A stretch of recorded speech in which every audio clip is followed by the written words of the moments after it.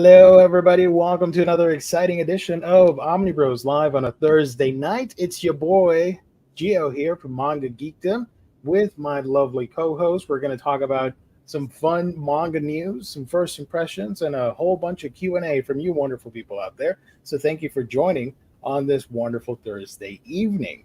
I am joined by, let's start over here with the brand new manga guest, because you're never on, or it's a rare sight to have you on a manga show. So it's really exciting. It's a lot of fun. Comic Guide, welcome back to the manga streams. Thank you. I've got kind of a cameo tonight, so it'll be fun. Yeah. Looking forward to it. And over here, William T. Dustis, the Omnibus Collector. How you doing, brother? Good. Don't worry, I didn't cut my hair off. It's just back here. You look very stylish. I didn't want anyone to think that my locks are gone. They're just wet. So I gotta say, it was not a bad look, man. Yeah, but equally awesome, brother. And unfortunately, we're not going to be doing the show. I think you guys mentioned it on yesterday's stream, the fake manga, real manga. We had to reschedule some things, and that's going to come out later in the month, hopefully. But it will still happen. Don't worry about it. I even have my list ready to go of fake manga, real manga. So don't worry, that's coming out soon. Instead, we wanted to bring you a pretty chill episode. I have some first impressions on manga that I've been reading, some new stuff, which you saw in the title and in the thumbnail. One of them is we got Witch Enforcer, which just recently started. It only has like 3 chapters. And then we have a very cool case of not a reboot, but a relaunch, and that is, of course, Dogsred, which is pretty interesting. It's an ice hockey manga. Can't wait to talk a little bit about it. I'm not an expert on ice hockey, obviously. Near the equator, trust me, nobody plays ice hockey over here, but pretty cool. It's a sports manga, and I'm excited to chat about it. Thank you to the chat, as always, but more importantly, to our wonderful sponsor for making it happen time and time again. That is, of course, In Stock Trades, your home for all things collected edition. You get your Omnibus, trade paperbacks, hardcovers, and manga, the manga that we're going to talk about tonight. You can get for great deals, great discounts that range from 42 to 50, sometimes 60% off at times. Free shipping in the U.S. if you make an order of $50 or more. And the loyalty discount adds an extra 2% to your order. Discounted books is always great, and it's even better when you get it on a week-by-week basis with that loyalty discount. Fantastic customer service, wonderful packaging. That's InStockTrades.com, the official sponsor of OmniBros Live here on the Omnibus Collectors Network. And let me highlight real quick some of the deals of the week, which we have a manga to talk about, of course, and that is Superman versus Meshi. Really excited to see this once again as a deal of the week. You can get it here at In Stock Trades for 50% off. That's great, $5. And if you had the loyalty discount, it'd be 52%. That's even greater. So go ahead, treat yourself right, get some great deals at InStockTrades.com. Phew. All right. So yeah, there we go. Taking a quick look. Some of the top sellers real quick. Blade of the Immortal hanging strong. That's cool from last month. And all the cool manga releases that the boys and the gals and everybody else is talking about. So, there you go. All right. Alrighty. Welcome to our other lovely co-host, Colleen. Thank you so much for joining in the chat. Appreciate it. Go IST. I can't do the thing. You're not here. We'll do it next time. the hand thing.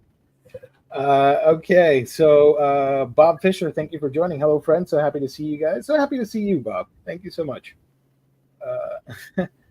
Lou is the Ronin manga bro. Nice. Yeah. Everybody's an honorary manga bro on OmniBros Live, including Jess, even though he admits that he doesn't read or hates it or whatever.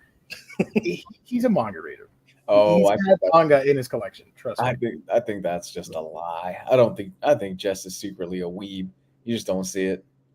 He talks with me a lot about loving Spy Family and watching Watanabe works like the Bebop and Yep. Space Dandy, all that stuff. So I don't know about that.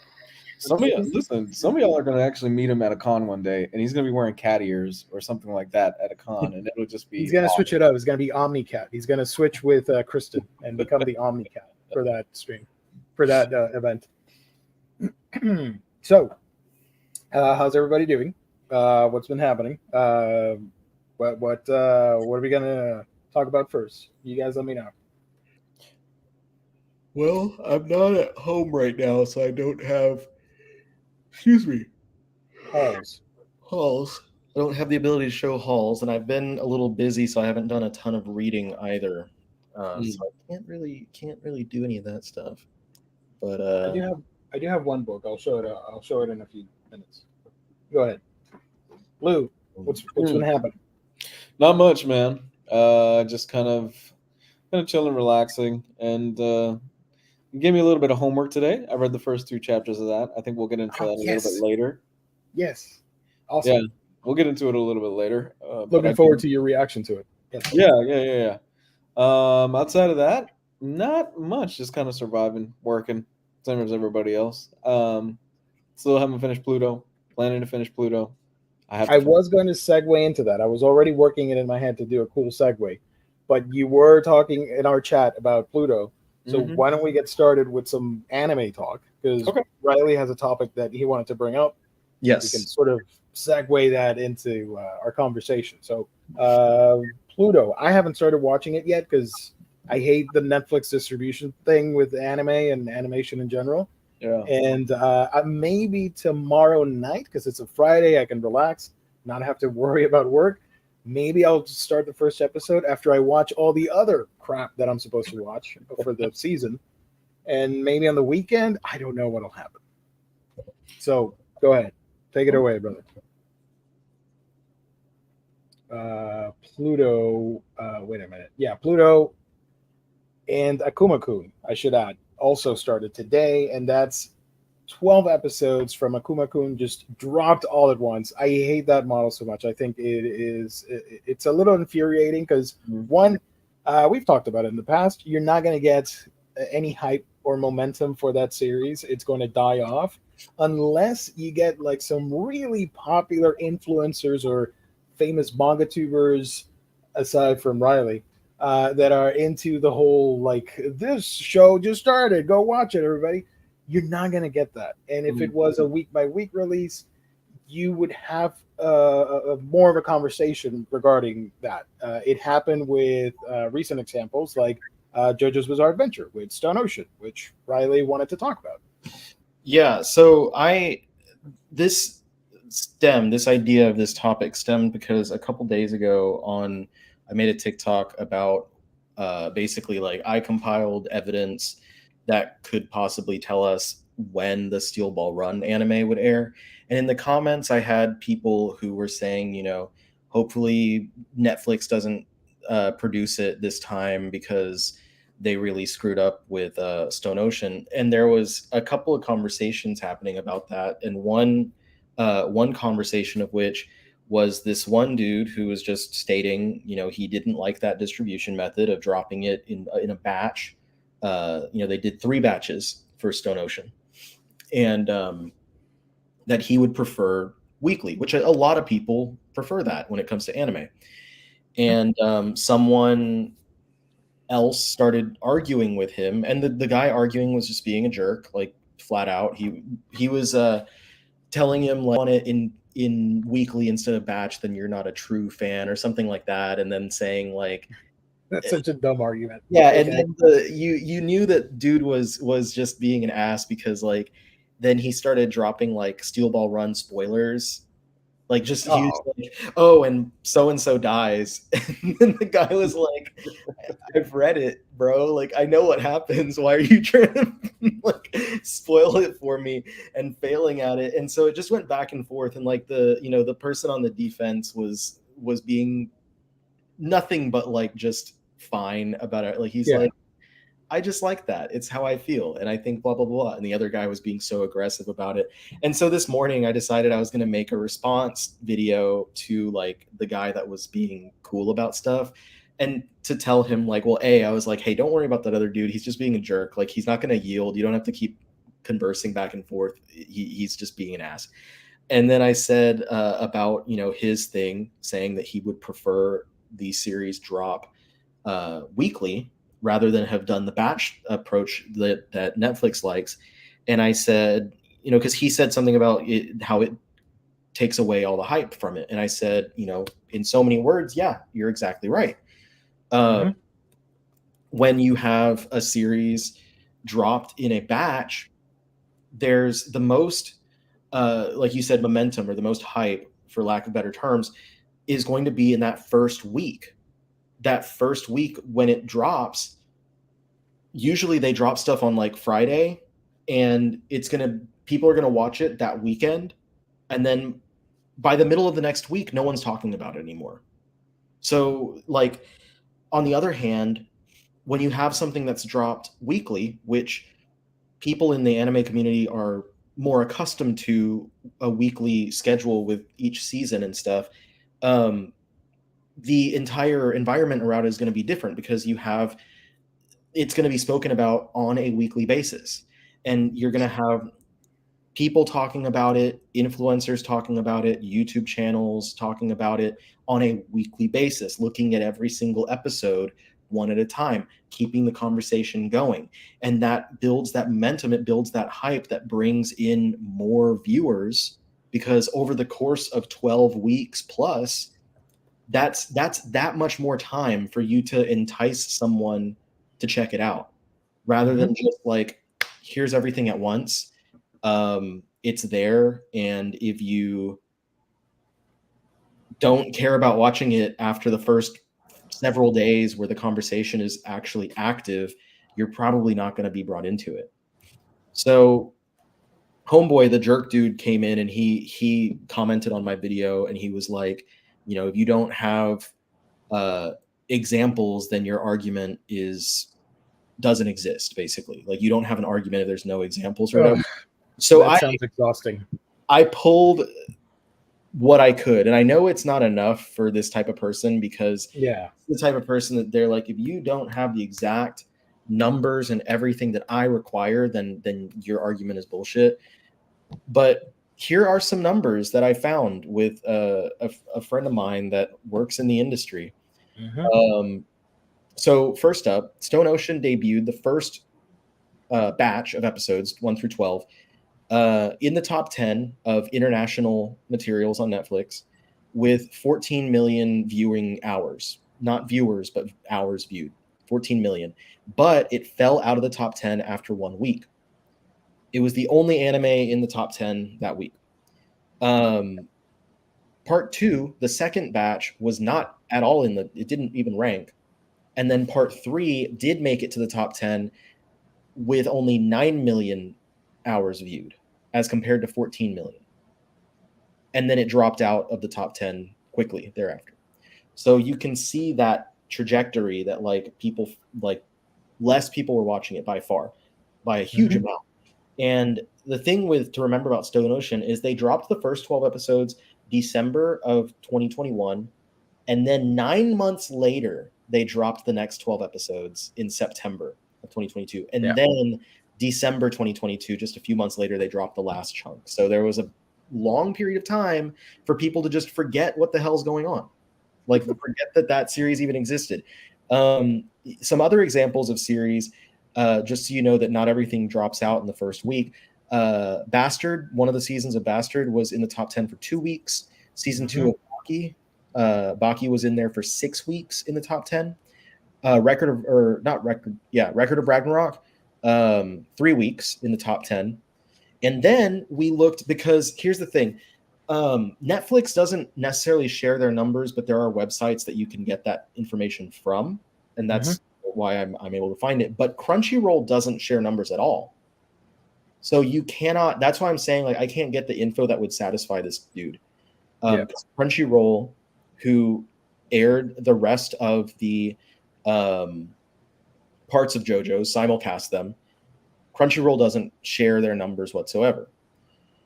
But you can look at my anime list and the number of people who are actively like rating it and stuff and reviewing it, and we did, and we looked at it. Oh, look at that, James with the link. All right. Yeah, so that's the site that you can get the top 10 numbers, and that's like it that you can get from Netflix. But every other streaming service, I don't think any of them do that. Anyway, so my anime list, we looked at part 3. So Stardust Crusaders has 1.2 million users, talk about it or rate it or whatever. Part 4 has over 1 million. Part 5 has 987,000. So they're all kind of in the same range. Yeah. Part 6 has 474,000.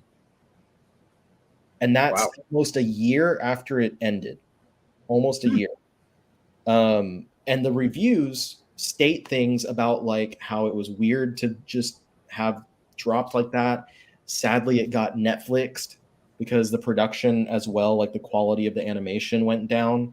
And we had my friend and I had a big conversation about like how Netflix just does not care about the culture behind anime that has been bred for forever, like the culture of watching weekly and the way that anime fans watch their stuff and how they consume it. And Netflix is like, well, that doesn't go along with what we prefer to do, so fuck it.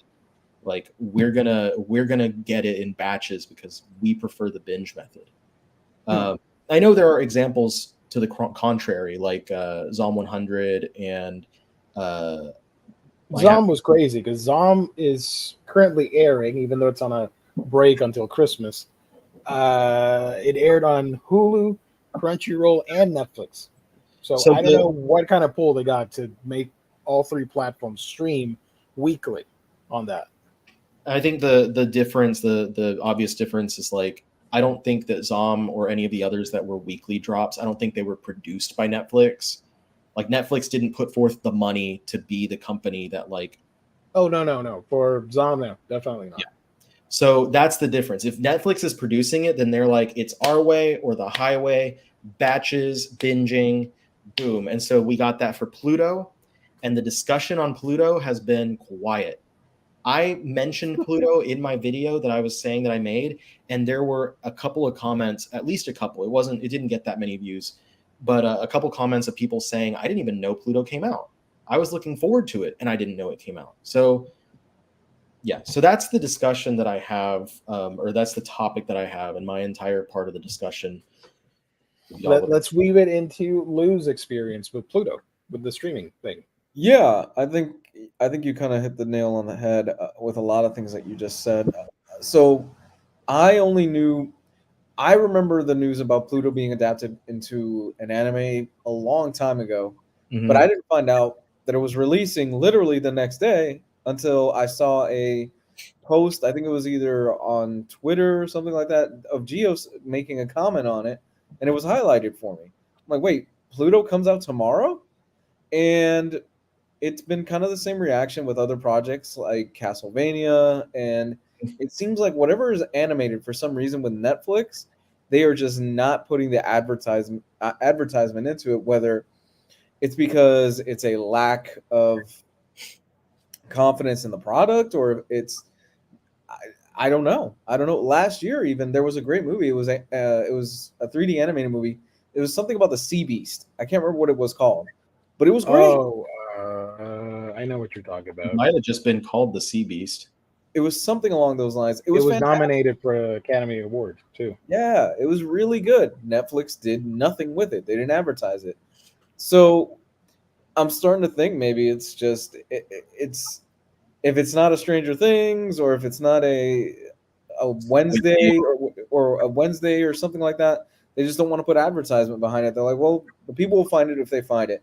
In regards to the binging versus the drip feed, I do find it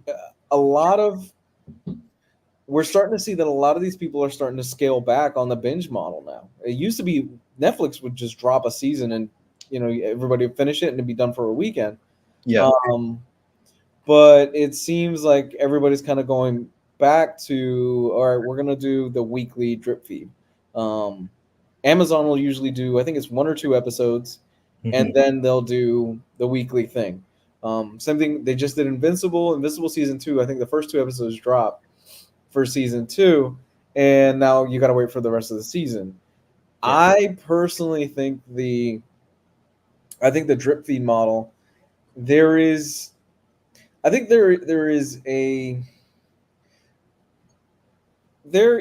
definitely a pro to that model, because you give a chance for the series to find an audience. You give them a chance to develop the series over time, or even give it 2 seasons, or give it a chance to pick up steam. Squid Games is a bad example, but Squid Games, I think, dropped all at once, but it did not catch the world on fire right away. I think it took a little bit for that to pick up. Yeah. And it's the same thing with The Office. The Office wasn't The Office right off the bat. It took 2 seasons for The Office to catch on, and for people to really catch on to it. So we're starting to see things like Amazon. HBO never gave up. It's now Max, whatever. HBO never went the binge model. And I think it's to their benefit, because take, for example, Game of Thrones. At the height of Game of Thrones, it was must-watch Sunday night TV. And it was an event. It was an event. And they had you hooked. You had to watch it that night, because if not, it would get spoiled within 10 minutes of it airing. And you were guaranteed you're going to be back the next week. You're going to watch it. So it wouldn't surprise me if once the new season, because Stranger Things is their baby, right? Stranger Things is their biggest thing for Netflix. We're talking about them specifically. It wouldn't surprise me if they make a huge announcement around the time that the final season does air, because we know they're probably going to split it into 2 parts. Hey, we're going a weekly model for Stranger Things. I could see that. Yeah. Because what do people do? All the episodes drop. They sign up for Netflix. They fucking leave Netflix after it's dropped. I think. Sorry to interrupt. I think Netflix does not know how to handle anime. They just see it as the cool thing that kids are into, and young adults and millennials and now Gen Zers and whatever. So they just throw it on the stream, same as everything else. That's just their mentality. I think that they, in a lot of ways, maybe hope that things will kind of catch fire and take off with word of mouth, but it rarely happens that way. Like, there have been a few examples of shows, like Lou was talking about. Squid Game took a minute, but it took off and got huge. And it's like, they keep hoping that you're going to get the next Squid Game. And after Squid Game, I think that they pushed a lot more, Korean content. Oh, yeah. Yeah. Oh, yeah. So, and none of the other Korean stuff took off nearly to the level that Squid Game did, obviously. But it's something that, they refuse to step away from that model. And I think because they kind of started the binging model. They pioneered it. As the first big streamer, it was theirs. And I think that, it's one thing when binging was there's one series that they dropped every couple months or something. Because then, if it's a big event, it's not like you're sitting there with 50 other things that are also coming out at the same time and you have to pick and choose. It was easier back then. When they first got the Marvel Netflix stuff, it was a lot more popular with that first season of Daredevil, because there weren't so many options of what you could be sitting there binging. And it was so much of the world was turned on and tuned in to binge that as quickly as they could. And it was really good too. So you sat there and wanted to binge it. And they didn't catch that same fire for a while thereafter, because not even any of the other Marvel Netflix series had that same, blaze behind it. It's wild. Yeah, I think also, who was it? Right, Bob Fisher at 837. I think he makes a good point, especially here in the United States. I think animation and anime is treated kind of as a lesser art form, especially here in the United States, and is not as respected as it is in Japan and in Europe and overseas. I think it's changing, but there's still that stigma of, oh, it's animated. I don't want to watch that. This is like for kids and stuff like that. When you have companies like Pixar in its prime, and then you have stuff that the Miyazaki is putting out, which we're getting Heron. I forgot the name of it. Something Heron. Boy and the Heron. The Boy and the Heron. Yeah, The Boy and the Heron, which is coming out in a few weeks, and it looks absolutely wonderful. That is kind of challenging that, and it's really pushing for what can we do with animation. And yes, it's stop motion, but I kind of like to think of Guillermo del Toro's Pinocchio that came out last year, which is absolutely a work of art. It's fucking incredible. It's beautiful. It's heartfelt. And it made me cry like a little baby towards the end of it. And it's a shame that we here in the States don't push it as much as we probably should and don't have a respect for it as much. And I think that reflects in our streaming. Yep. If it isn't Studio Ghibli, it isn't marketed anime-wise. Also, it doesn't help. And I'm not, before you dislike the video, I'm not dissing on the shows that I'm going to mention. It's just a fact that a lot of people also tend to think of anime just for Dragon Ball and Naruto. And they're like, oh, one of those crazy cartoons with the people fighting, like Dragon Ball, whatever. And they kind of group everything together like that.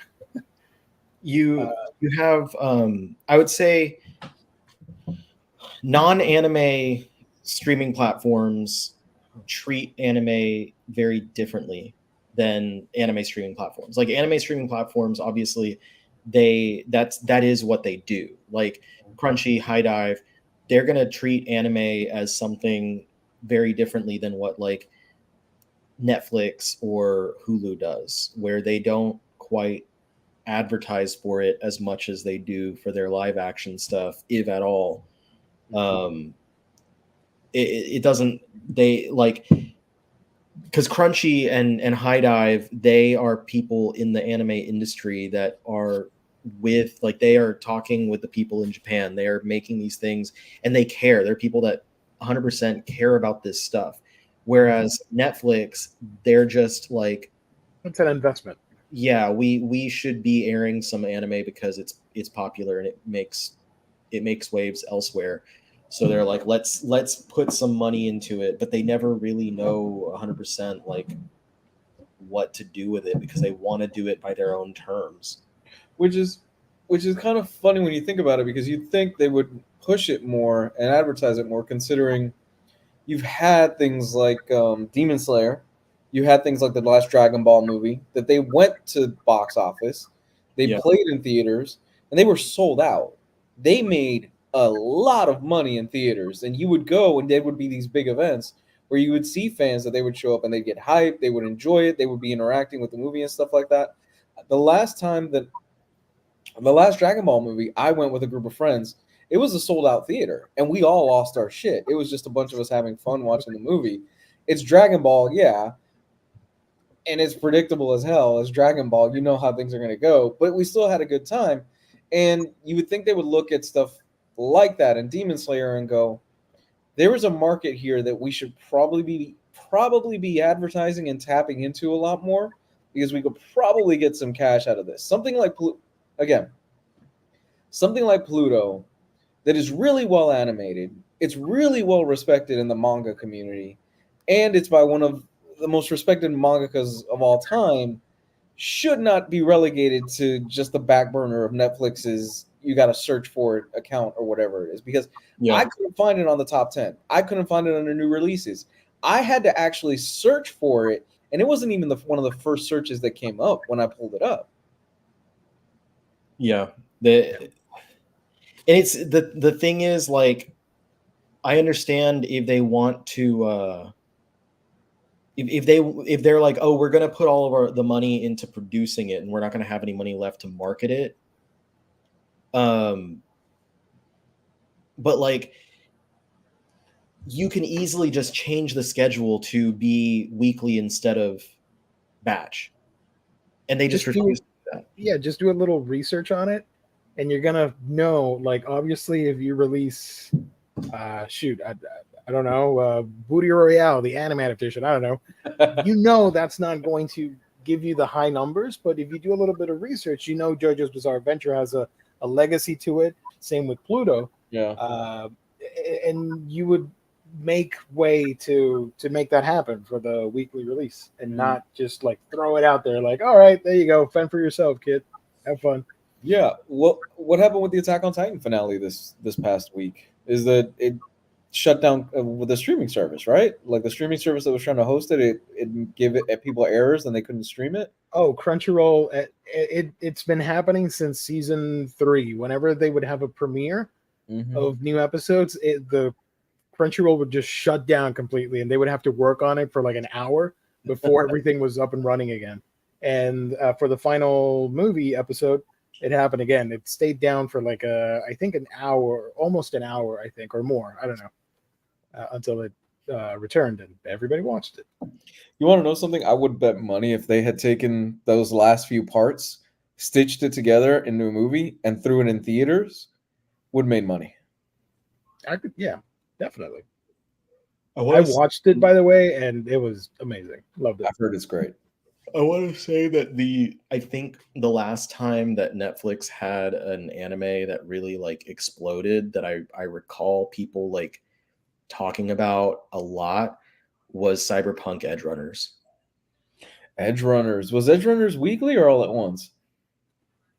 I haven't watched it, but I think it was all at once. I think it was all at once, yeah. Because Studio Trigger, and we're getting the next best release next year, which is Delicious in Dungeon from Trigger. And I'm pretty sure they tried to hype it up, but I'm pretty sure that's going to get dropped all at once as well. Is that Netflix? Yes. It comes out late January, I think. If they're smart, they'll do it from the studio that gave you Cyberpunk Edgerunners. They'll advertise it like that. Because Edgerunners was a hit. I was talking to, this is just like on the side, but like I had a meeting with people from Yen Press, and I was like, let me like do content for Delicious in Dungeon. Like, let me talk, because I love that series and I want to push content. And they're like, yeah, we'll talk to so-and-so, like our team, about doing something like that. Because I was like, I want people to get really hyped for that anime and get excited for it. So, licensed by Netflix, the series set to premiere January 2024. It's going to run for 24 episodes. Bump of Chicken's going to do the opening. I did not know that. Okay, I like Bump of Chicken. Anyways, by the way, Lou, you were mentioning earlier about the Pluto adaptation, not remembering when it was first announced. Yeah. It was back in 2017. Jesus. At a festival, and they've been working at it ever since. And it finally came into fruition like a year ago or two, when they started for real working on it, and it finally debuted it 2023. It's a damn shame it's not getting the love it deserves. Yeah. Everybody go watch Pluto, go watch Stone Ocean, Delicious in Dungeon when it drops. Akuma-kun just dropped today, and it is gorgeous. They did an amazing job of bringing that manga to life. I'm so happy with how it looks. First season? I mean, it's been done before. It's had multiple adaptations and movies and live action movies in Japan. Damn. But this first season, it looks amazing. It's like, it's cel shaded. It's very moody and textured in detail, and the characters, they really captured the essence of Shigeru Mizuki and his art style with beautiful backgrounds. So it looks great. I love it. And if you like horror and demons and spooky stuff, you're gonna love Akuma-kun. Yeah, that's me. Highly recommend it. That's me. I'm that guy. Yeah. What about Yu Yu Hakusho? Are they doing a live action next? That is supposed to drop next month. We don't even have a trailer. We don't have a cast photo. We've seen one still of Yusuke, and that's it. And the logo for the show. I know nothing about that adaptation. I have no hopes for it. You would think with One Piece being such a big hit, they would be like, all right, let's double down. Let's try to see if this will work. I don't know what's happening over there. Because they did an event like the Geeked thing that they did today or something. They did one previously where in the highlight reel you see the logo and a brief shot of Yusuke in the human realm, and that's it. Nothing else. Oh Jesus! Oh, this is a great idea, Bob. A Rooster Fighter man in suit puppet show. I'd watch the shit out of that. Gio, you live in Puerto Rico. You could go down the road and you see a live action Rooster Fighter. My neighbor next door has a weird farm thing, whatever, and he has roosters all the time. So, although did they ban that? They banned the rooster thing in Puerto Rico. Yes, right? rooster fighting is illegal. People still do it, But yeah, that's what I thought. Your trailer's supposed to come out this weekend. James, you're on top of things. Love it. Thank you. I did not know that. Well, next week we can talk about it, I guess. Well, speaking of One Piece, now that the strike's over, they're going to start working on season 2. I guess they already started working on writing, but they can start working on casting and stuff for all the new characters. I'm interested to see Chopper. I was just about to say, how are they going to do Chopper? Is it going to be some guy named Chopper? Are we getting the full deer thing? Like, how does get Danny DeVito the Chopper hat on? Like, I'm Chopper. My name's Danny DeVito. My name's Chopper. Tony Chopper. Call me Tony Chopper. So anyway, I started blasting. I'm the trash man. I'm the doctor on this ship. I'm curious. I really am curious how they're going to adapt because he's one of the more animated characters. I think is the right way to say it. He's very cartoon-like. Well, what I'm gonna say is they're gonna want to put a ton of development into making Chopper right, because that's gonna be a mascot for the series. Oh, 100%. Like from season 2, as far as the adaptation goes, whether it completes or not, Chopper is in the anime and the manga is such a mascot for One Piece. They're going to want to capitalize on that and make sure they want to have their Grogu in this. Like they want their baby Yoda. That's a good point. Yeah. I think like they should take the hint from the way that Baby Yoda, because Baby Yoda is a practical doll with some CGI effects to be better. But the difference is that Grogu until later doesn't move much at all, but Chopper is a very animated character that he's running around. So plus, when he uses his powers and stuff later on, that's gonna be a challenge. That'll be fun to see the monster point and stuff. Giant kaiju reindeer man. I think that I don't know. I don't think that they're gonna do someone in a suit. I don't think they're gonna do a human. I think it's either gonna be like them putting most of the CG. I think it's just gonna be CGI with motion capture thingy. Yeah, like they'll do the ball, the green ball, in when the scene when the scene is pointing at an area and they have the little tennis ball with the pole. That's what I mean. Sorry.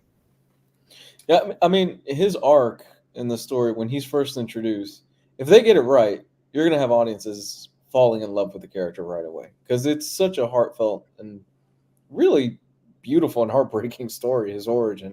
But I really dug it. Man, current chapters are heartbreaking. If you want to talk about heartbreaking, I'm so behind. The past 3 chapters or so, whoo. I need to catch up, man. I always say it on these shows, and I'm so behind on One Piece. I was behind. Years. I was behind. I hadn't read it since last October or something. It just sometimes I'll fall behind. It's not a big deal. Yeah. But the other day I was waiting, my car was getting worked on, oil change. Oh, you told me about that. Yeah. And I just sat there and I was on my phone, I'm just gonna catch up on One Piece. So yeah, I got through and man, it's every time they do a flashback arc, Oda is just I can introduce whoever I want in here and do whatever I want to them because that they're not making it out of these flashbacks. Oh my gosh. You just see the top of his hat, lower half of the screen for the. Are you talking for the promo, the trailer? That'd be fun. Brendan has a question. I'll get to that in a second, Brendan. Hold on.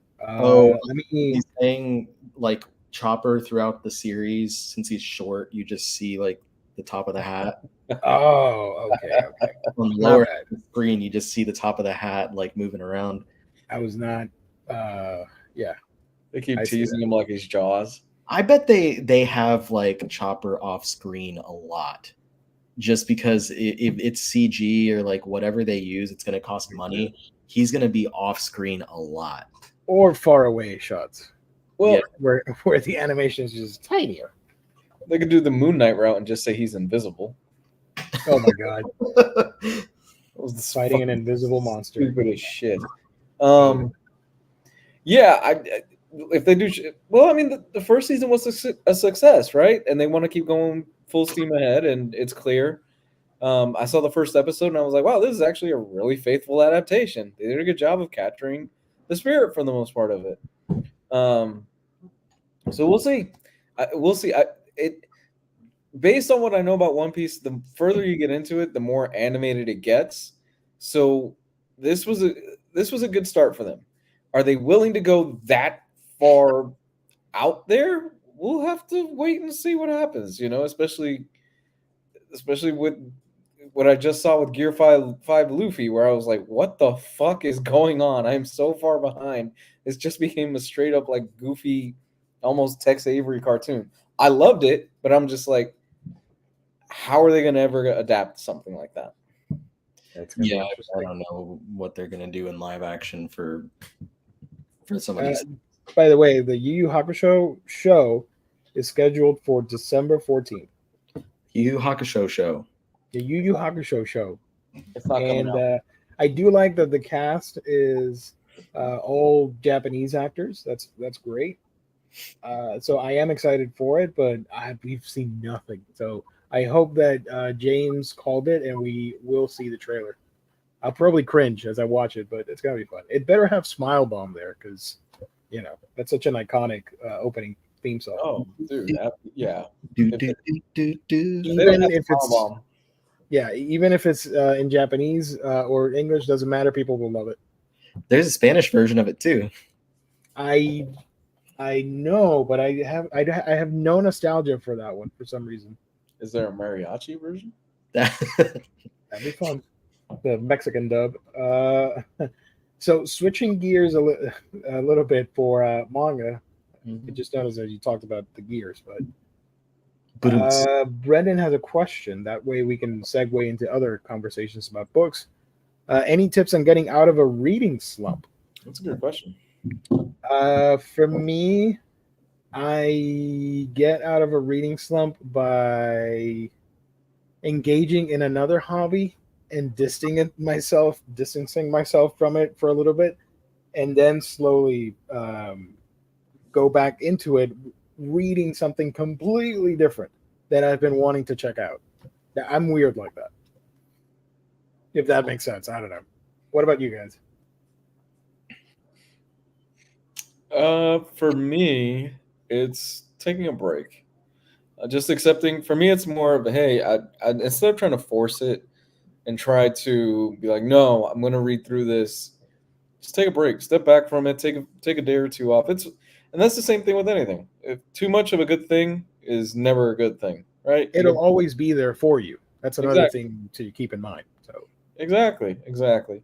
Too much of a good thing is never a good thing. So the best advice I could always give is just relax, enjoy it. These are things you're supposed to enjoy. If it's starting to feel like work, then it's time to maybe readjust a little bit and reassess some things and do something else for a while and come back to it. It'll always be there. Usually if I feel that I might be getting into a slump or whatever, it's because I would rather be doing something different. And so I just let myself do that. And if I let myself do whatever that is, then it makes me feel better. So it's like, I know like I have this reading to catch up on, but I really want to play this video game. I know that if I don't let myself play the video game, I'm just going to sit there and be like, ugh. and I'm not going to read either. So I just let myself do whatever the thing that I really want to do is. Maybe you just want to, and maybe it's nondescript. Like maybe it's like, I just want to veg out and watch stupid comedy movies for a day or two. Do that. Yeah. Do whatever it is that you want to do, get the recharge, and then come back to it. But also come back to it by reading something that either A, you're like super gung-ho about getting into, or B, what I usually do whenever I'm trying to have like one of my big binge reading, like 20 volumes a day type of days, I start with things that are very easy to get into, like shonen action titles, like fast-paced stuff like Chainsaw Man. That's a really, like, JJK is a really good one. Like when I'm just getting into like a reading day, I'll start off with something like that. Grab it. It's easy to get into. And by the time I finish that volume, I'm in the reading mood and I get back in. Yeah. I do that sometimes with the huge amount of shows that I watch for anime. I'll usually pick out the shonen jump adaptations and stuff like that to ease my way into it. Yeah. Today I had to watch like 5 different shows. I started with JJK because I know it's going to be a little bit easier with the fighting and all that stuff. And then I plowed right through the other stuff that was more drama, conversation heavy. Yeah. Same with the books. That's what action's easy. And like, because sometimes if I'm sitting there and I'm like, man, I've got this book that I need to read, and it's like so heavy with dialogue, and I just don't feel like, but I'll work my way up to it to the point that eventually I'm like, oh, this was, it was not as hard for me to get through as I thought it was going to be. I just wasn't in the reading space. Yeah. Audiobook, read something short. Cool. So there you go. Different options. You could follow Cycle Cleveland and talk about Pluto. That's always good. Oh my God, he actually liked something? Yeah. He's upset that we're being negative, but we're being negative towards a company that's doing weird stuff. I love streaming. Anyway, whatever. Moving on to the manga topics before we bore everybody out there. Let's see. I do have 2 news topics before we discuss some books. The first one is a license acquisition, and this one is pretty interesting. We're going to go over to our friends at Anime News Network, friends of the show. And that is, of course, the news that Her Frankenstein is getting an English release. Norikazu Kawashima, publisher Living the Line, announced on Instagram last Tuesday that its new horror imprint Smudge will publish Kawashima's Her Frankenstein manga next spring. They provided a description here for the manga. Dare to read the psycho horror classic that horror manga master Junji Ito called a frightening but moving story about an unfortunate individual who, lost in search of his true self, finds his own annihilation instead. Little Tetsuo is a wimpy mess. His parents do not love him. He meets the beautiful Kimiko, a sickly teenage girl obsessed with movies and mayhem. She doesn't love Tetsuo either, or anyone else for that matter, but she needs him. So Tetsuo becomes the man she wants, the monster she wants. He becomes Her Frankenstein. Dun, dun, dun. So this was from the 80s, and I did not know before this article about Smudge or Living the Line. So that was interesting. Yeah, I've never heard of that publisher before. So that's cool. I dig it. More and more publishers and more license stuff. That's always great. I've never read this. I'm pretty sure it's going to be pulpy fun. So, yeah. Living the Line describes Smudge as a line of classic pulp, horror, and dark fantasy manga curated and translated into English by Ryan Holmberg, award-winning historian. Okay. Her Frankenstein will be the first title under the imprint. So if I click on this, it should take us to the Instagram. Shout out to Instagram, friends of the show. Oh, look at that. Okay. All right. Wait, let me close this. Yeah, I'm not going to read any of this. That's too long. Sorry, Ryan. Here it is. Living the Line is a publisher of visually striking graphic novels and comics founded by Sean Michael Robinson. Do they have a website? They do. I was just Is looking this at the it. website? Oh my gosh. Okay. That's not their website. That's just their links. Damn it. That you The just website's not on here? no you just had. I was saying this isn't the website. Oh, okay. They have Whatever. a YouTube channel. All right. Okay. Whatever you had clicked on, that took you to their actual website. So it was the first This one? Yeah. Oh, I see. Because they were advertising Moonray, dummy. Okay, got it. Whatever this is, that's cool. So, Living the Line. First time hearing about this. Cool. Okay, that's not what I want to check out. So there's welcome to the home of Living the Line books, graphic novels on the edge. Oh, they put out this thing, Strange Death of Alex Raymond. Okay, I do know about them. Yeah. I know of their releases. I just didn't know about their. I didn't know their name. Okay. Oh, here it is. All right. Okay. New imprint, Smudge, to focus on pulp horror mystery. So here's the info from ICV2, the proper link. Okay,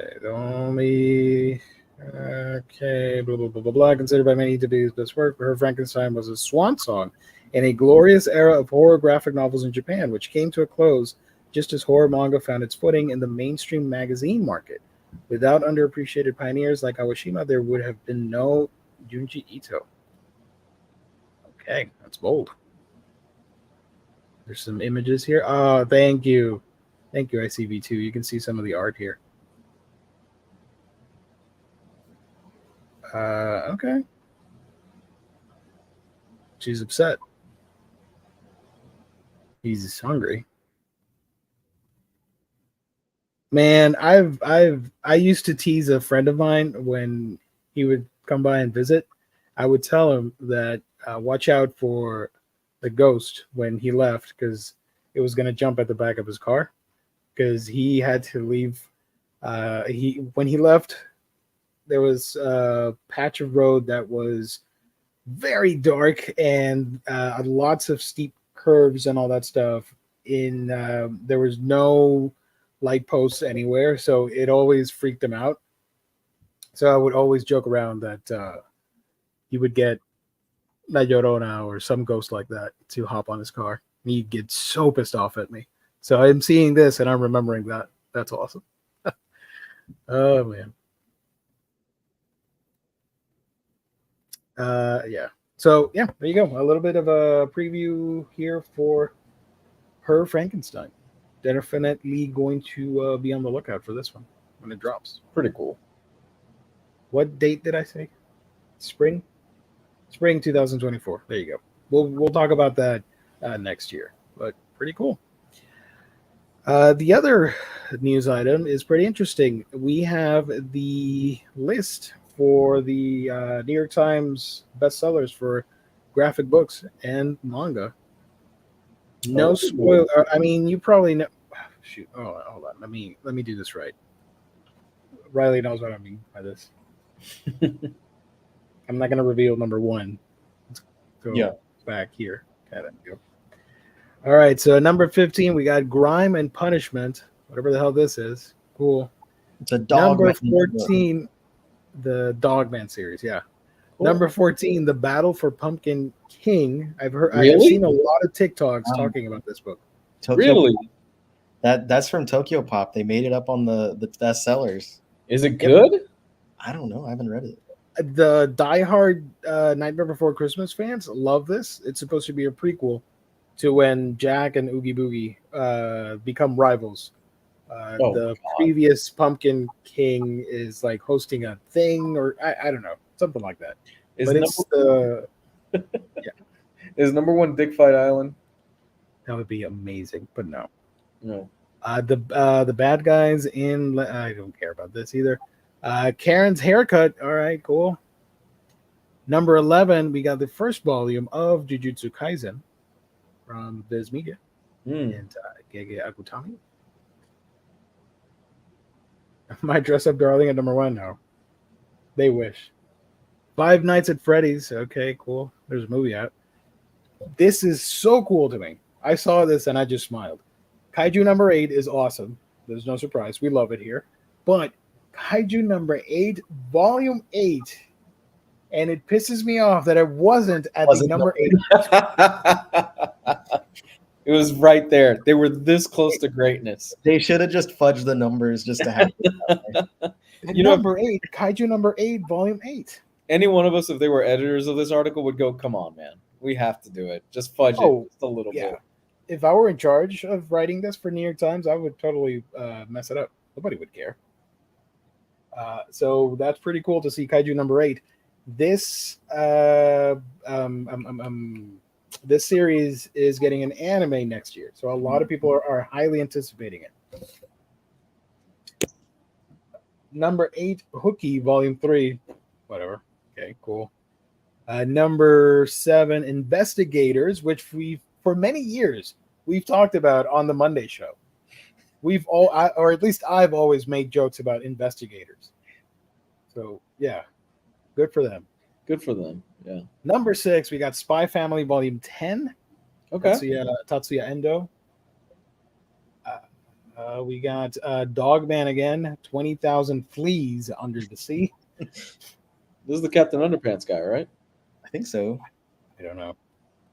That's a cool little pun there. I dig it. Number 4, Lore Olympus, which Jess did not believe was so hot, and I kept telling him it is really popular with the kids. Yeah. You know, I see it all the time at the book section at Walmart. It always sells out. Really? Huh. Yeah.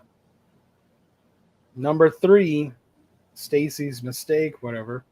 Number 2, The Mysteries, and number 1, I'll let you guys guess. What book do you think is up there as the number 1 bestseller? Five Nights at Freddy's.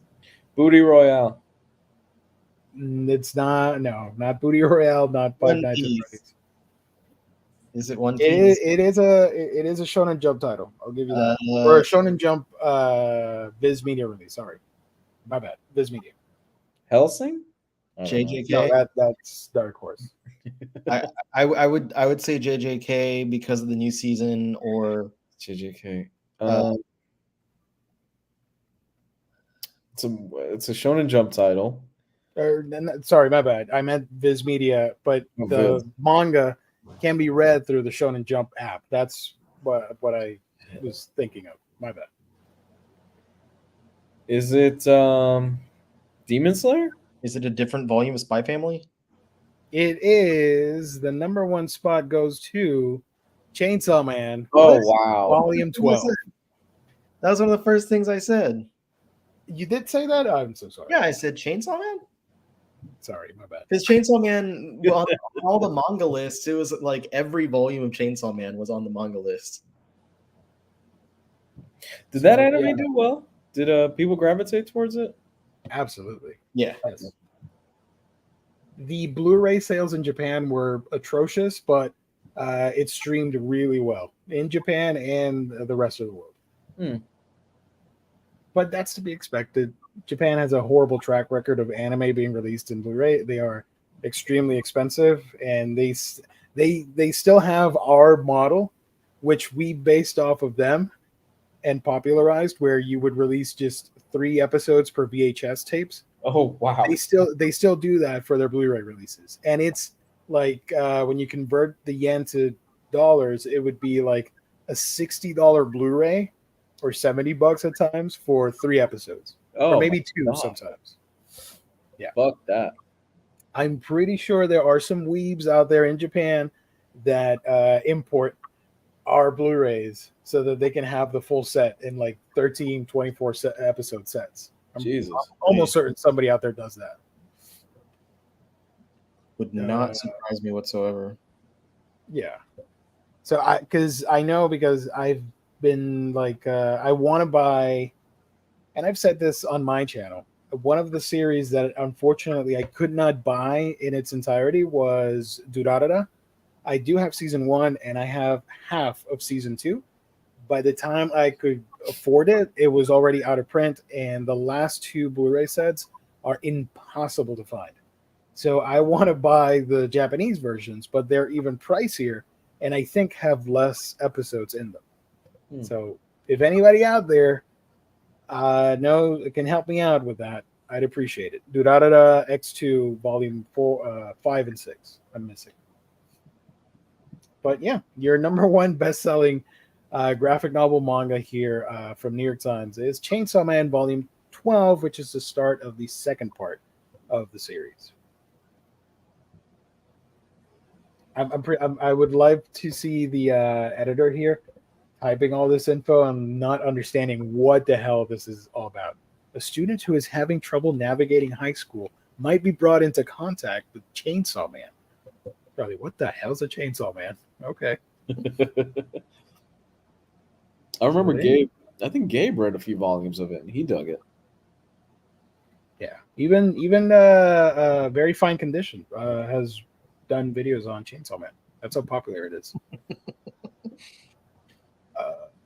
Okay, so that is that. Chainsaw Man was second most pirated show in the U.S. behind House of Dragon. I mean, give it time. With the rising prices of all these streaming services, everything will be the number one pirated show in a few months. Yeah, definitely. So with that, we're going to segue into some first impressions. Let me get through the first one that I don't think any of you have read, right? Witch Enforcer. Let me pull something up here. No, this is not it. Oh, I had the tab open. What happened? Always do this. I'm looking for the page from Manga Plus. Okay, so here it is. Dead air. There we go. All right, so this debuted 3 weeks ago, but since we were doing the Halloween reads, and I think somebody in the chat suggested we talk about this, I skipped it because we were either doing previews or something else. I don't know. So I do apologize on that. I did want to talk about it when it dropped. This is a manga written by Shun Akagi, and from my understanding, according to Annie List, Akagi is a Japanese background artist and illustrator, and this is their first ongoing series. I looked at their credits, and everything else, like 3 or 4 titles, are all one-shots. So this is his first serialized work. Witch Enforcer, in a nutshell, this is a world where witches exist. They're very powerful. They have magical abilities, and they have reshaped human history and our lives and all that stuff. They live in the moon. Sort of, it gave me Inhumans vibes, which I dug. They are separate from humanity, but they live very sterile, boring, almost immortal lives. And to get excitement, to get excited, they venture onto our world. They travel down to Earth and participate with the humans, and sometimes they might get into trouble doing some things that aren't allowed by the witches' codes. So the witches send enforcers, basically Terminator-esque witches, to deal with this problem. And such is the character here. I'm forgetting her name right now. Sorry, Natalia. That's in the description, dummy. There we go. Natalia is a witch enforcer. She's pretty smart. She's able to construct mechanical things, and she has a lot of knowledge and wealth. And she comes across this kid who has been cursed by an evil witch, and she is trying to save him. So he becomes her familiar, and the two of them solve cases together. And I will highlight Jaime here. Witch Enforcer, good so far, top tier art. I love the art for this one. It's a lot of fun. Cool. Great character designs and a lot of action stuff mixed with magical elements. So I dig that kind of stuff. So yeah, it only has 3 chapters so far. Let's take a quick look at the art here. Art looks great. I'm looking at some of it right now online. Yeah. Also, he kind of lost his eye, so now he has a magical eye. Oh. And you can see here some of that cool art. She's quite the character. Kind of lazying about, but when the going gets tough, the tough gets going, and she's pretty badass at doing her thing. And here's the kid here with the curse, and he's going to lose his life if they don't attend to it. So it's a ticking clock and all that stuff. I mean, some of these tropes we've read before in other manga, but I dig it. It's fun. I do like witches in anime and manga, so I'm at home with this book here. You can see some of the. Let's see if I can find some of the magic stuff that happens. Some of the spells. This one, the first chapter takes place in an abandoned amusement park or circus. There is a tragic backstory for the antagonist in this first chapter, which I really dug. So I do recommend checking it out. And again, it's free to read at Manga Plus. So there's no commitment, and you're doing it legally, supporting the industry, I guess. Is this Five Nights at Freddy's? I did get some Five Nights at Freddy's. Yes. I'm pretty sure that's what they had in mind doing this. Because they are animatronics brought back to life. So. I think that's Bonnie, and I don't think they had a cow in Five Nights at Freddy's, but Vaquita y Osito. But Freddy is there, so there's Freddy right there. Yeah. I like the art on this. It looks really nice. Yeah. There's some of that. Oh, Cool. wait. Sorry. What was that? Cool concept. Oh, yeah. Here's the witch world on the moon, which, again, reminded me of Atalan from Inhumans and Marvel. And how they're just, you know what? I'm not going to deal with humanity. I'm just going to live separately. F them, you know? Oh my god, that sounds so nice. Oh. Rich in resources and everything is convenient thanks to magic. Unlike in the human world, there are no wars or fighting over there. Hence, humans often think of it as the ideal world. But they find it pretty boring because, it's so perfect that they need to come down here and cause trouble. This is Five Nights at Freddy's, isn't it? So yeah, this is the epilogue to the movie. Watch the Five Nights at Freddy movie and then come back to this. I still need to watch that.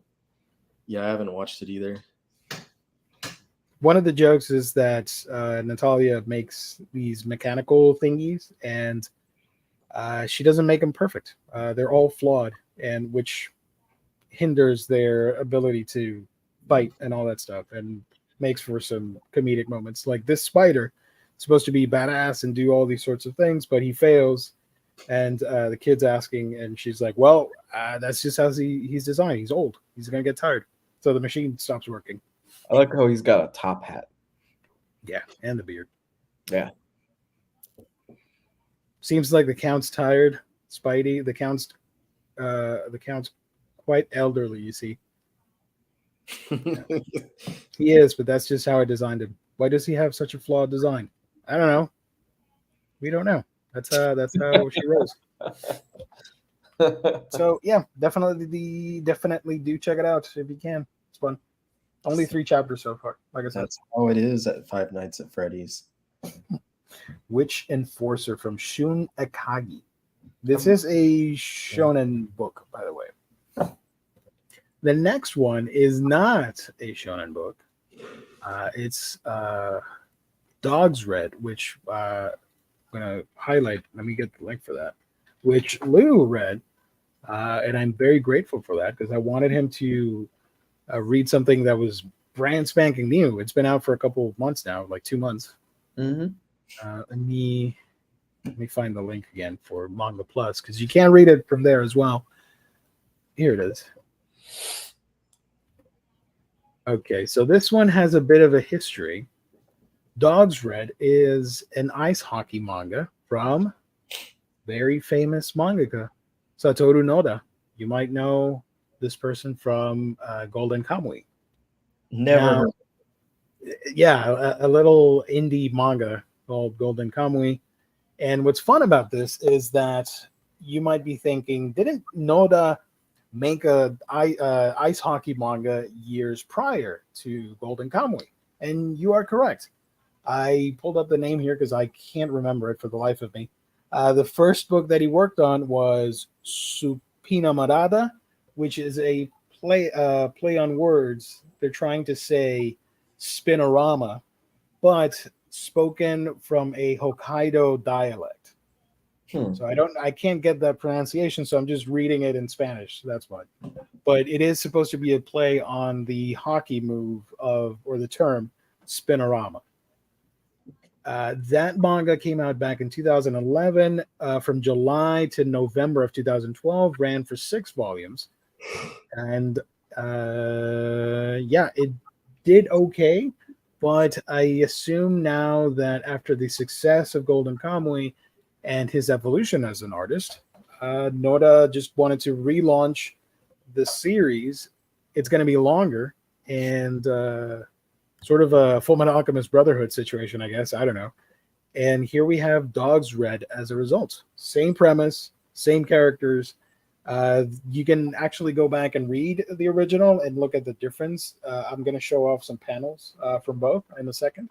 But this one stars the character of Ro Shirakawa. He is a famous young, I think he's supposed to be 15, which is insane because he does not look like a 15-year-old. He looks older than me. Ice skater, professional ice skater. And unfortunately, before a big competition, his mother passes away from a car accident. So he's devastated by this. He still participates. He had hopes of making it big and going to the Olympics, taking her to the Olympics and all that stuff. Unfortunately, that does not happen. And Ro does well at the competition, but at the end just loses it. Obviously, grief manifested in anger and started destroying the podiums and sets and all that stuff at the competition. So everybody started criticizing him and also feeling sorry for him. And he decided to quit altogether the ice skating stuff. So long story short, with his sister, they travel to the Hokkaido region with his grandpa. And over there, he discovers ice hockey, which can fit the elegance of ice skating with that pent-up rage. And he's going to make it into a very famous sports team over there in the Hokkaido region that is like an all-star team, if you will. And that's sort of in a nutshell for this story. But yeah. I'm more interested in Lou's opinion about this book. What you think? Okay, so yeah, you recommended this to me around lunch this morning, and I was able to read 2 chapters. The first one's a little bit longer than the second one, the first 2 chapters. Yeah. And right away, I really dug it. I had a lot of fun with the first 2 chapters, and I want to continue going through it. I really like the concept of this guy who he's really super young, and he started out ice skating. He was 15 years old, I think they say in the book, and he's this prodigy. He's going to go all the way and everything. And he competes, and he scores very high at the beginning of the story. And once he gets his results, everyone's like, oh my God, he won. It's amazing. He won. He did fantastic. But he then loses his shit, and he starts tearing up the whole place.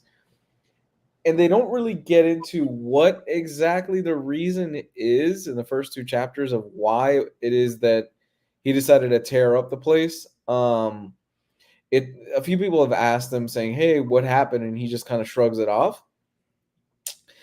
There's a little bit of humor into it as well that I did not expect. It's not goofy humor or anything like that, but it's more in the dialogue and how certain things pop up. There's this whole bit with a cat that I thought was pretty funny in the first 2 chapters. He's clearly afraid of, I think it's roaches or something like that. Yeah. And he's a character that is very foppish, I guess would be the right word to say. He's very eccentric. He gives me Mr. Sinister vibes, sassy, very sassy. So I like it. I really dig it. I like the introduction of this character, and I like the introduction of the story overall, and I'm excited to see where it goes. He's just so in the second chapter, he's already just starting out on the hockey team, and this is going to be, I would assume, the third chapter is his first game after he has this whole encounter with a group of kids on the ice rink, and they tell him, "Hey, don't go around this goal because this goal is owned by this guy," and then the guy shows up, and then they want to beat the shit out of him. It's really good. It's got a good hook. He's got a twin sister, and there's a relationship there that they haven't really dived into yet. I'm kind of curious as to why the fallout with that whole situation is the way that it is. But overall, really good, man. Really, really good. Yeah, there's the whole chair incident and everything. Really good. I'm looking forward to it, honestly. I love the art. I think the art is gorgeous. I wanted Riley. You've never read this, right? Right. I haven't read this, but Okay, I want to show you a panel which I really love, and I think you'll dig it. I skipped over it because I wanted to get your take on it. Let me go back. This is my favorite panel. Golden Kamuy is one of my favorites, so I know I need to read this, and I know I'll love it. You're going to see these expressions, and you're going to say, "Yeah, Golden Kamuy right there." Check out the audience reaction to his explosive move. Yeah, you'll dig this. You'll dig this a lot. That is very much a Sherpa's faces. I don't know why, but this just reminded me of Blades of Glory. As I was reading it, for some reason, Blades of Glory just popped into my head. And Swan Lake's supposed to be playing here by the author's note. So I went ahead and reread the scene with the song playing. And when he goes on his tantrum and starts breaking shit, it looks amazing with the music playing. Like when he does all this stuff. Where was it? Over here. You see he's throwing the chair and breaking stuff and going nuts with the song playing in the background. That's beautiful. Work of art. I would be lying if I didn't say his voice, just Chaz Michaels from Blades of Glory, is just what popped into my head. And all the groupies, this one can't take it, so she's barfing at Roe, going crazy and ruining his career. Yeah, he's only at middle school. There's a little there's some funny stuff in the background and the foreground and certain panels that it's got a very lighthearted tone for some parts, but then other parts you can tell there is a little bit of darkness there, and he's probably dealing with some unresolved stuff with his sister, and there's a lot of drama there. I dug it. I really dug it. I want to keep going because I want to see where the rest of the story is going to go. And I'm sure they're going to expand the cast, and you're going to meet more of the other members of the hockey team and everything like that. Because so far, the only ones that they've really highlighted so far from the hockey team are these two brothers. The twins or whatever. Yeah, their names start with G. I can't remember the name of it off the top of my head. Genoshi, I think, something like that. I will look for it in a second. I think you're right. This is the city that they go to. And pretty interesting that, again, the northern region with the Ainu, that resurfaces here, of course, after the lengthy research that the author made for Golden Kamuy. So I really appreciated that it continues honoring those people in this book as well. Over here, there's a comment here. Oh, right here, yeah.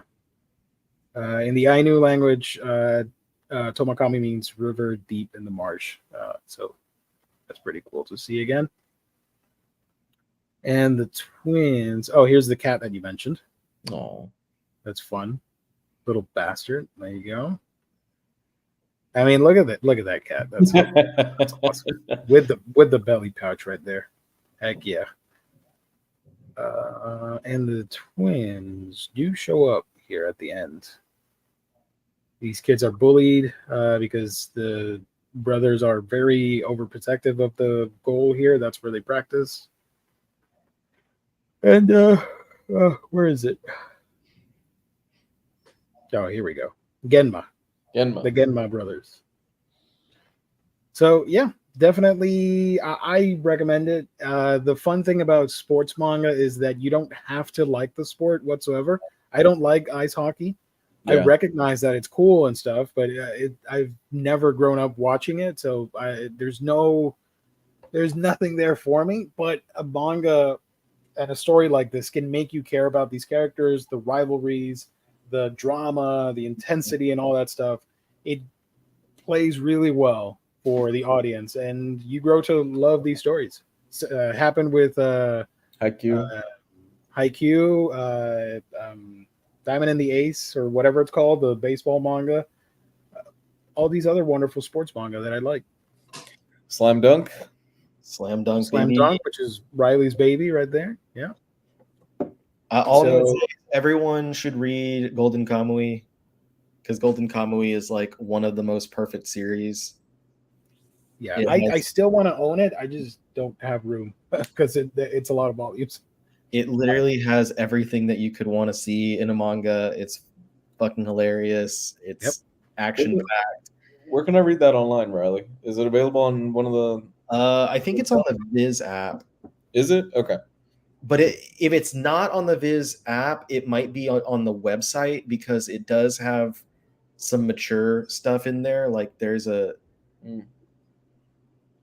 but there's like a bathhouse scene where all the dudes are just like standing around like there's like, I think there's a cum fight at one point. It's pretty intense. It's pretty crazy. It gets wild. It's you can read it from Shonen Jump. I've seen this. Yeah, okay. The premise is, so that dude, the immortal Sugimoto, was in the Japanese Russo War, and he was a soldier that was deemed to be immortal because he went through fucking everything and never died. And so he is looking for this legendary treasure, and to find the treasure, there is a map that's tattooed on the bodies of 30 inmates or something that were in this one prison at the same time. And so like they have to find all of these people and like get the maps, but he's obviously not the only one searching for it. So he's joined by a young Ainu girl, a Sherpa, and then they wind up getting a lot of other people along the way. Like my favorite character, I think, is on the cover of volume 3 is Shiraishi. He's like I think he was in the circus or something, but he's a hoot, if you will. It's great though. You get a lot of like action, comedy, drama. You learn a lot about Ainu culture. There's a lot of like food related stuff in there as well. It's great. It's got a little bit of everything. The manga is better, but I also do recommend the show. If you guys are like, maybe you want to sample it first. The show, you can find it on Crunchyroll. I think Hulu has it. I might be mistaken. So that's a fun way to start with that, and maybe switch on over to the original source. How do they handle the because in like one of the first chapters, like the bear just swipes, I think that bear just swipes someone's face off, right? Do they do that in the anime? Yes, but it isn't as graphic, I think. Because in the manga, it's literally just like that dude's face is gone. Yeah. The anime's still airing. Season 4 is airing. I don't know. Wait, where's where does Shiraishi get his first cover? I thought it was volume 3. It's not 3. No. This is the next one. It's volume 6, 7. Oh God! What the hell? 8. What the hell? I thought there he is. How did it take him 9 volumes to get a cover? That's my boy right there. Let me check. Golden Colony. Gentlemen, I'm gonna step away for the rest of the night. It's been fun, guys. Thank you so much, Lou. I appreciate it. Yeah, man, no problem. I'll see you guys Monday. All right. All right, everybody. Thank you, Comics Guide, for joining. Subscribe to the channel, even though it's an archive of videos. But Comics Guide 101 on YouTube. Thanks, man. I'll see y'all later. All Later. right. Good night. Let me go through our sponsor real quick, since we are at the closing segment here. Golden Comwing. Since we're talking about that, you can get it at our sponsor's website. That's instocktrades.com. With it's a Viz release, so it's going to get that 30% off discount. Get your Omnibus trade paperbacks, hardcovers, manga at In-Stock Trades for great deals that range from 42 to 50, 65% off. It's crazy over there. Go to instocktrades.com. Free shipping in the U.S. of orders of $50 or more. Loyalty discount adds an extra 2% to your order if you make them on a week-by-week basis. Fantastic customer service, wonderful packaging. That's instocktrades.com, our official sponsor here at the Omnibus Collectors Network. And a quick reminder that on the 27th, the last Monday of the month, we will be doing the $50 gift card giveaway open to anybody out there in the world. You just got to show up, participate in the chat, and be in the running for a $50 gift card. Once again, courtesy of our sponsor, InStockTrades.com. Let me get some. I got three minutes, if that's okay with you, Riley. Yeah. Okay. Let me look through the comments to see if I missed any questions. This comment was actually really funny. Josh said, "Inhumans vibe, so no big collection." I know. I saw that. I saw your comment, and I went, "Oh, you're right." Let's see. Omar loves Marmalade Boy. He'll read anything. He will. Marmalade Boy is cool, though, so Marmalade Boy is fun. It's got a wacky premise, but you know. Yeah, I feel like it drops that premise almost immediately, though. Yeah, and then it's just like, it's just two kids. It's a rom-com thing. Yeah. Somebody mentioned something else here. Hold on. Wait. Oh, because I see Cycle is having a conversation with Bob and Josh. So there's a lot of back and forth that's not directed towards us. Let me continue here. Studio Trigger doing dungeon? Yes, they are. Which, by the way, I posted a reading blog on my channel, Manga Geekdom, and I talked about Sawada and the Monster House Boogaloo, whatever. That was huge, Delicious in Dungeon vibes. Yeah, that was a fun one. I made a comment, and it did not make it to the final video because I was short on time. But do you remember when I can't remember the name of the publisher? They would put out these books where you have diagrams of things in pop culture franchises like Star Wars, and it'd be like the diagram of the Naboo starfighter, and you would see all the things inside. You know those books? Yeah, I think they came from. I don't remember DK. I don't know what the DK stood for. Donkey Kong Publishing. Yeah. Sawada reminded me of those books when they do the splash pages of the houses. Yeah. I love that so much. It brought me back to my childhood of renting those books at the library and going over all the diagrams. So yeah, I really enjoyed that book. Stands for Dorling Kindersley, DK. Oh, that's boring. There we go. Brendan this was when we were talking about the anime stuff on Netflix. Not to mention the lack of shoujo representation. Yeah, they have My Happy Marriage right now, and then I know that they did. I think Netflix produced both Seven Seeds and Requiem for the Rose King, both of which are terribly received. Yep. Which is a shame, you know.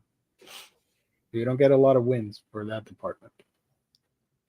Let's see. Streaming services are glorified digital drug dealers. Ironic the term binge even relates to television these days. That's a good point here with the binge stuff. I hadn't thought of that. Arcane season 1 coming out on Netflix. Release them in 3. They're coming out weekly. Okay. I have not watched when Arcane season 1. I read season 2 is coming out next year. That's why I said that. I still have not seen Arcane. Shocking to a lot of you. Sorry. Blame big anime tubers for not talking about Pluto. They dropped the ball on that one, you know, even though I don't watch those two. Sucks for them. We're going to talk about Pluto. I feel like channels like that, they hesitate to talk about things that they don't think are going to get them views. Like, they very rarely will just talk about something for fun. They have to like calculate exactly what's going to do numbers. Yeah. Thank you so much, Bob Fisher. Gian Riley, thanks for the show tonight. Thank you. Thank you for watching. Hold on. Man, you guys are going at it. That's great. I love it. But we're going to wrap the show up in a couple minutes. N-Man could never get into sports manga. The only one. Read N-Man. Read Diamond and the Ace or whatever it's called. I love that one, and I think you'll like it. You don't have to care about baseball, but it's so much fun. My favorites, obviously, Slam Dunk, Eye Shield, and Cross Game. Cross Game is I've recommended Cross Game to a lot of people, and they love it because it's such a well-told emotional story. I think that got an anime, right? Back in the day? Yeah. I think I may have seen some of it. I don't remember. Because I do remember that show or the animation. I don't know. But I've never read the manga. It's a baseball series, but it's like baseball is not the most important part of it. It's a drama with baseball as the foundation thing. Yeah, baseball is kind of the framing device for it. Yeah, thank you. That's what I was looking for. Let's see. Let's see some comments here. Also, guys, next week we will be back on Monday for Hall's Previews Reads. I want to mention that.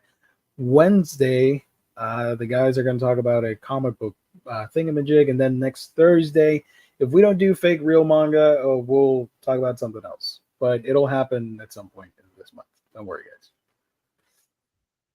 Alrighty.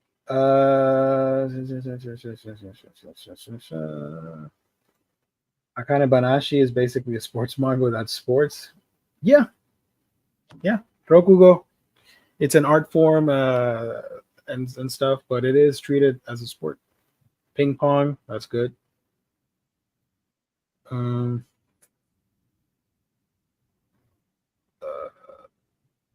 Let's see. Are you up for answering a comic book question? If I can answer it decently quickly. It's about. I'm seeing it's about X-Men. That's why I want to. Let me see if I can answer it quickly. Yeah, let me put this up. And man, I asked you in the chat yesterday, but Omar didn't highlight it. How will you handle the Mutant Massacre Prelude situation? Will you sell UXM5 or keep it? Buy X Factor? Thanks. I'm selling Uncanny X-Men and getting the book. If you knew anything about me at all, you would know that because I literally was the one that championed for that book to exist when we did Map My X a couple years ago. I was the one primarily pushing for it to be that specific book. I'm jealous of your powers because I champion Inhuman stuff and nothing happens. So I'm jealous for all the X fans out there. Enjoy that book when it drops. Fake real manga Thanksgiving night. You want me to do it on Thanksgiving? When's that? I'm thankful for this fake manga. There you go. Real manga and fake manga that we're thankful for. That would be fun. I'm gonna make up. I got some good ones, man. I'll tell you about it later. Okay. Look at that. Bob sent a cycle of friend requests. See what happened today? Even though we talked about some stuff, we made the chat made friendships with each other and all that wonderful stuff. That's a beautiful thing to see. That's the real takeaway from the show tonight, folks. You can talk about manga and become friends. So there you go.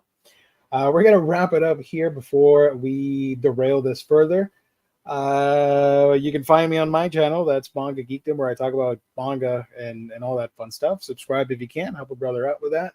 Willie T. Dustis, where can people find you on the internet when you're not here with us? Omnibus Collector on YouTube, TikTok, Instagram, Twitch, and Omni Collector on Twitter. Beautiful. I'm also on social media, by the way, if you want to chat with me. And thank you, James. I do have a Discord. You can join right there. You guys handle the video. I handle the chat. Thank you, Cycle. Appreciate it. Thank you, buddy. Real quick, last question of the night. If this was already covered, but we didn't actually talk about Pluto because I haven't watched it, even though I've read the manga multiple times. How does it compare to the manga? I think from what I've seen, previews of it, I think it looks pretty faithful. Lou has read the manga and started watching the show, and he's liking it a lot, and a lot of people dug it as well. I've seen some people that have never read Pluto and absolutely love the show, so they want to pick up the book. So that's cool. I think it's a pretty faithful adaptation from what I've seen. Yeah, I haven't watched it, so I can't say anything. But more importantly, forget about Pluto. Forget about Stone Ocean. Watch Akuma-kun. I need that series to be a hit, please. Just go there and watch the crap out of it. Akuma-kun from the late great, from the GOAT, Shigeru Mizuki. That's it. That's all we got. Thank you, everybody. Thank you so much. Stay safe. God bless. We'll be back on Monday. Have a great weekend. Catch you on the next stream. Bye for now.